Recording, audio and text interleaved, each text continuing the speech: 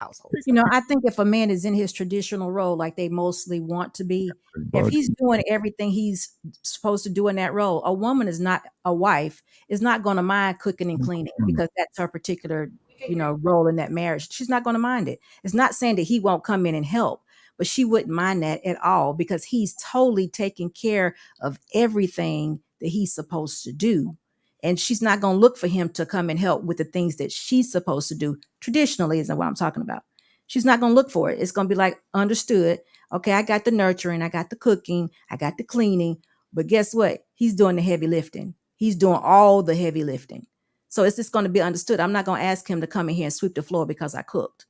It's not going to be something. Now, if he comes in and just sweep the floor because he feels like it, that's, a plus, which I know good husbands would, but it's not going to be an expectation. But that's where we have to redefine traditional, like B. Taylor was saying, because like the households that are like that, I don't know what the statistics are, but if I had to guess, it's less than 20% of America. Most marriages and most households, both people are working. And there's this polarizing place where it's like you're free and you don't have a man, you don't need a man, or you're a wife and he does everything and you cook and clean, when there's not enough conversation about how we manage. The both of us go outside and work, the both of us have to help with these kids, the both of us have seasons in which we're able to do certain things because we both have to contribute here. And so there's not enough conversation about that conflict resolution in order to work through that, when that is how most people are living. All people are hearing is one of the polarizing sides, and they have a warped sense of view on what it's supposed to look like. You don't redefine the traditional. You're supposed to be within that plan. See, what happens is the woman's the one mostly that wants to redefine the traditional. I'm not saying don't work, but whatever your husband has his plan for you to work in that traditional lineup or in that traditional order is what you do. It don't supersede that. It doesn't. You don't have to have that corporate job. How many men are actually able to do that and provide a lot of working job for their wives? Because statistically speaking, a lot of households right now. I know a lot of men. I think the median income for in America right now is $65,000. I was given those stats but not too long ago, and I think a lot of people need two incomes to provide for their household. So if the woman is working and the man is working, you can't sit here and tout and say, "Oh, I want traditional," but you're not providing any. You need your wife to work. You need your wife to work to pay those bills.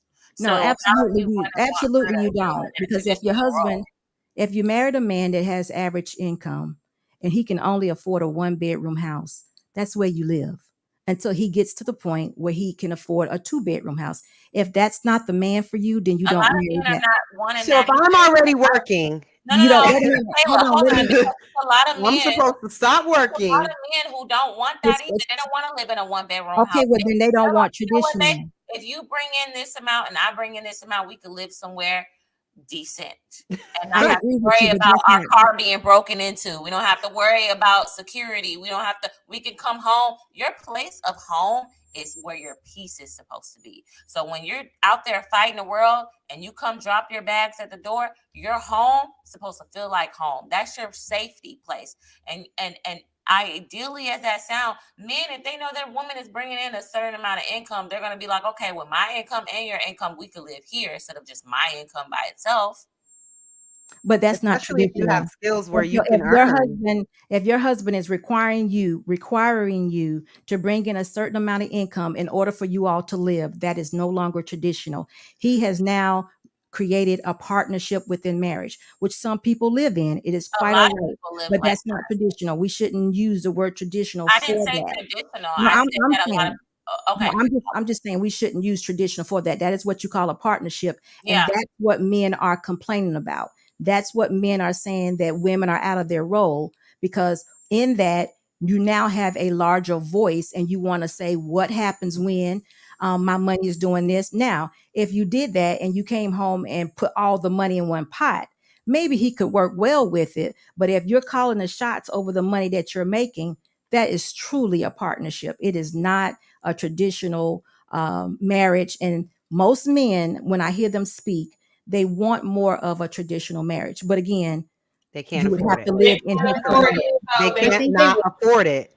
They want I a think traditional they wife. want a traditional marriage, but women don't want to stick with the lifestyle that can be provided with that specific budget.